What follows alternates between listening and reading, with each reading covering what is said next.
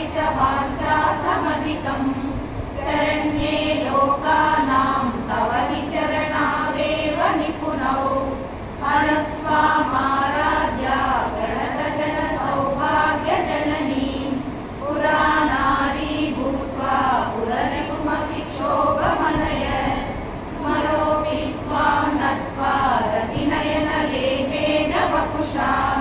मुनीनामप्यन्तः प्रभवति मोहाय महतां धनुपौष्पं मौली मधुकरमयी पञ्चविशिखा वसन्तः सामन्तो मलयमरुदायो धनरथः तदाप्येकः सर्वं हिमगिरिसुते कामपि कृपाम् अवां गर्ते लब्ध्वा जगदिदमनघो विजयते वणत्काञ्चीदामा कलिकलहकुम्भस्तननता परीक्षीणा मध्ये परिणतशरश्चन्द्रवदना धनुर्बाणान् पाशं सुनिमपि ददाना करतलै पुरस्तादास्तां नः पुरमदितुराहो पुरुषिका सुधा सिन्धोर्मध्ये सुरविटपि वाटी परिवृते मणिद्वीपे नीपोपवनवति चिन्तामणिगृहे शिवाकारे मञ्चे परमशिवपर्यङ्कनिलयां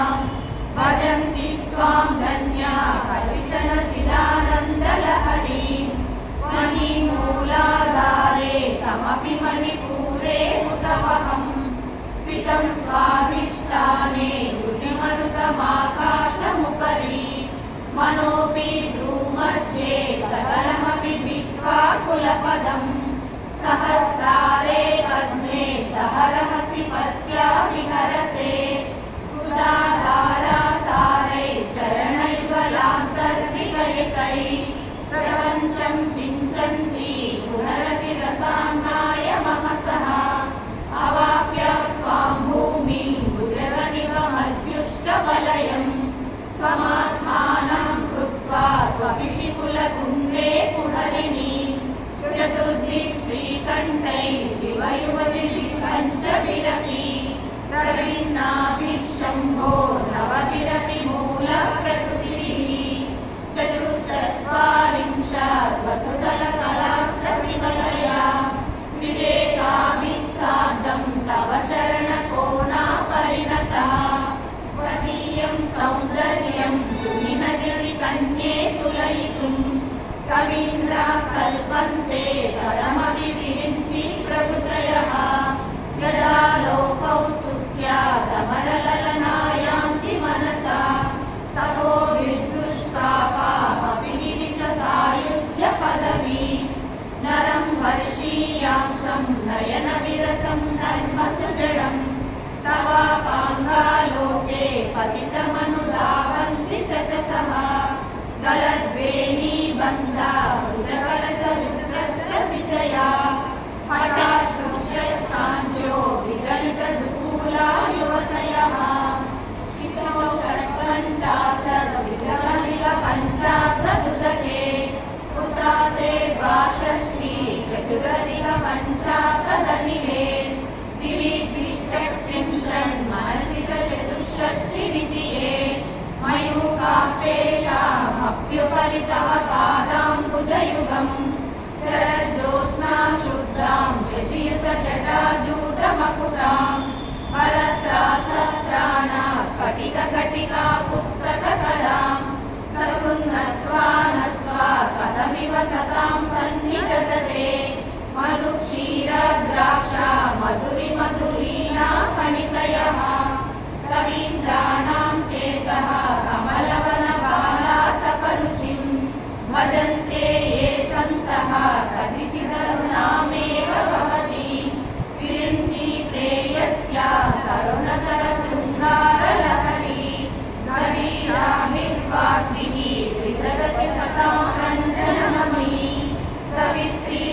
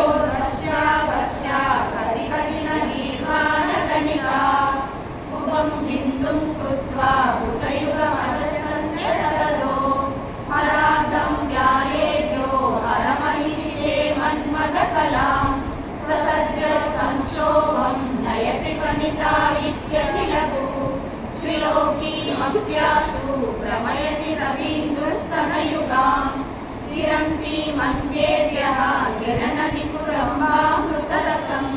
कृत्वा मादत्ते हिमकरशिलामूर्तिमिव यः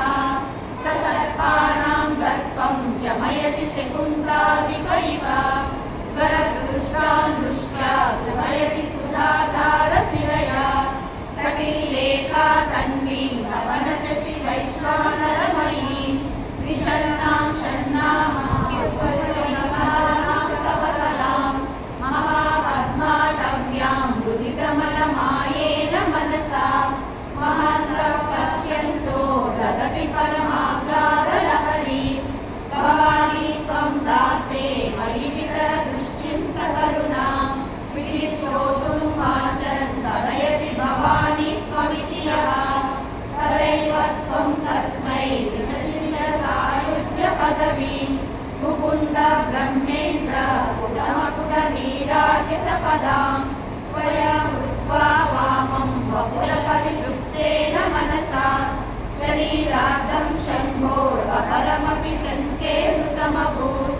यदेतत्पद्रूपं सकलमरुणाभं त्रिनयनं कुचाभ्यामानम्रं कुटिलशशिचूडालमकुटं जलसूते दाता हरिरवति रुद्रक्षपयते तिरस्कुर्वन्नेतत् स्वमपि वपुरीशस्थिरयति सदा पूर्वः सर्वं तदिदमनुगृह्णाति च शिवः सवर्णामालम्ब्य क्षणचलितयो ध्रुवलतिकयो त्रयाणां देवानां त्रिगुणजनितानां तव शिवे भवेत् पूजा पूजा तव चरणयोर्या विरचिता तदा हि तव पादो ध्वनमणिपीठस्य निकटे स्थिता एते शश्वन्मुकुलितकरोतं समकुटः विरिञ्चि कञ्चन त्वं व्रजति हरिराप्नोति विरतिं विनाशं कीनाशो भजति तदतो याति निधनं वितन्द्री माहेन्द्री विगतिरपि सम्मीलितदृशा महासंहारेऽस्मिन् विहरति सति तत्पतिरसौ जपो जल्पशिल्पं सकलमपि मुद्रा विरचना गतिप्रादक्षिण्या क्रमणमशनाद्याहुतिविधिः प्रणामः संवेशः सुगमखिलमात्मार्पणदृशा सपर्यापर्यायः समभवतु यन्मे विलसितं सुधामभ्यासाद्या प्रतिभयजरा मृत्युहरिणी विपद्यन्ते विश्वे विदिशतमकमुखाद्या विविशतः करालं यच्छ्वेनं कबलितवतः कालकलना न शम्भो सन्मूलं तव जननि ताटङ्कमहिमा किरीटं वैरिञ्चं हरिहरपुरः कैटभविदः कठोरे कोटीरे सरसिजम्भारिमकुटं प्रणम्ये शेषेषु प्रसममुपयातस्य भवनं भवस्याभूताने तव परिजनोक्तिर्विजयते स्वदेवोद्भूताभिर्गुणविरणिमालाभिरमितः विषेके नित्ये त्वामहमिति सदा भावयति यः किमाश्चर्यं तस्य त्रिनयनसमृद्धिं तृणयतः महासम्पत्ताग्निर्विरचयति नीराजननिधिं चतुष्षष्ट्रातन्त्रैः सकलमतिसन्धाय भुवनं सिद्धि प्रसवपरतन्त्रैः पशुपतिः पुनस्कन्धा अखिलपुरुषार्थैकघटना स्वतन्त्रं ते तन्त्रं क्षितितलमहातीतरहितं शिवशक्तिकामः शिशिरधरविशीतकिरणः स्मरो हंसश्चक्र सदनुजपरामारहरयः अमीरुल्लेखाभिः घटिता भजन्ते वर्णास्ते तव जननि नामावयवतां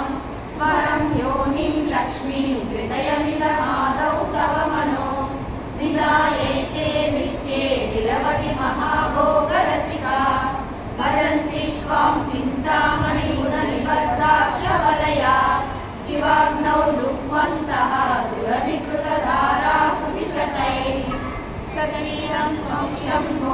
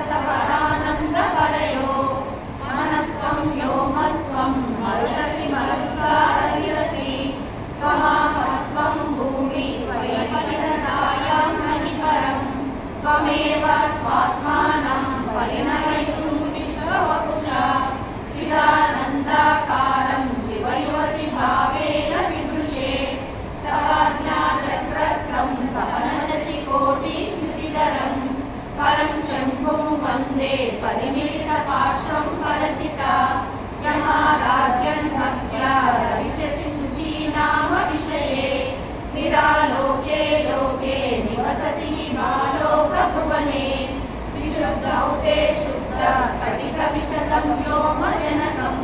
शिवं सेवे देवीमपि शिवसमानव्यवसितां त्रयोकान्त्यायान्त्रा शशिकिरणसारूप्यसरणे विधूतान्तर्ध्वान्ता विलसति चकोरी व्रजगति समुन्नीलत्संवित्कमलमकरण्डैकरसिकं भजेऽहं सद्गन्धं किमपि महतां मानसचरं यदा लाभादश्चा दशगुणितविद्यापरिणतिः यदा दत्ते दोषा गुणमखिलमध्यपयैव तव स्वादिष्टाने उतवहमधिष्ठाय निरतं तमीडे संवर्तं जननि महतीं तां च समयां यदा लोके लोकान् दहति महती क्रोधकलिते दयार्द्राया दृष्टिजनपचारमचयति प्रकृतिवन्तं शक्त्या किमिरपरिपन्थि स्फुरणया सुरन्नानारत्नाभरणपरिणतेन्द्रधनुषं तव श्यामं मेघं कमपि मणिपूरैकशरणं निषेवे वर्षन्तं हरमिहिरतप्तं त्रिभुवनं तवाधारे मूले सहसमयया लास्यपरया नवात्मानं मन्ये नवरसमहाताण्डवनटम् उभाभ्यामेताभ्यामुदयविधिमुद्दिश्य दयया सनाथाभ्यां जग्ने जनकजननी मज्जगदं गतैर्माणिक्यं गगननिर्विसादरहितं किरीटं ते हैमं दिवगिरिसुते कीर्तयति यः सनीडे यच्चाया चरणसबलं चन्द्रशकलं धनुषौनाशीलं किमपि न निबध्नादिदिशनां तनोतु गान्तं नः सुहृदलयदेवीरवनं गगनस्निग्धसक्ष्णं त्रिपुरनिकुरुम्बं तव शिवे यदीयं सौरभ्यं सहजमुपलब्धुं सुमनसो वसन्त्यस्मिन् मन्ये बलवदनवाटीविलपिनां तनोतु क्षेमं न सववदनसौन्दर्यलहरी परिवाहः